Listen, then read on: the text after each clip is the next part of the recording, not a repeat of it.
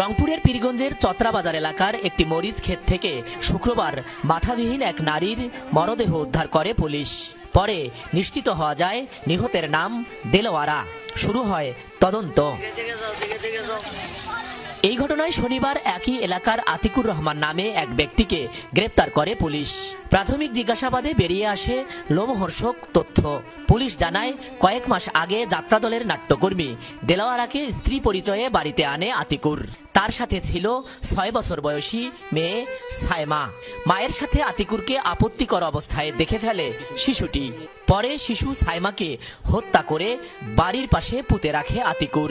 এ নিয়ে দ্বন্দ্ব দেখা দিলে শুক্রবার দেলোয়ারাকে গলা কেটে হত্যার পর নদীতে ফেলে দেয়া হয় বিচ্ছিন্ন মাথা। আতিকুরের দেয়া তথ্যানুযায়ী রোববার শিশুটির মরদেহ ও মায়ের বিচ্ছিন্ন মাথা উদ্ধার করে পুলিশ। প্রচন্ড মারধর করেছে, এক পর্যায়ে বাচ্চাটা সেন্সলেস হয়ে যায় এবং মারার পরে তাকে ঘরে রেখে দিয়েছিল।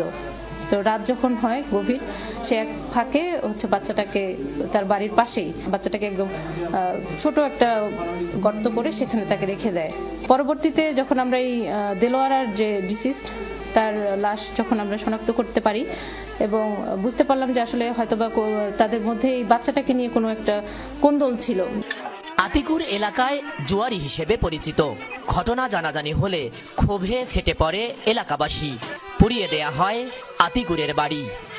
নির্যাতনকারী, নিপীড়নকারী কোনো ব্যক্তির সমাজে স্থান নাই।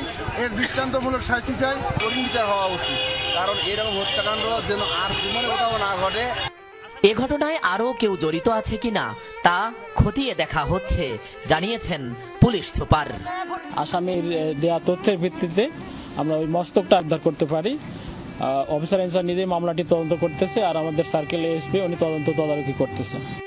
দেলোয়ারার বাড়ি নীলফামারীর জলঢাকা উপজেলায়। যাত্রাপালায় ঝিনুকমালা নামে পরিচিত ছিলেন তিনি।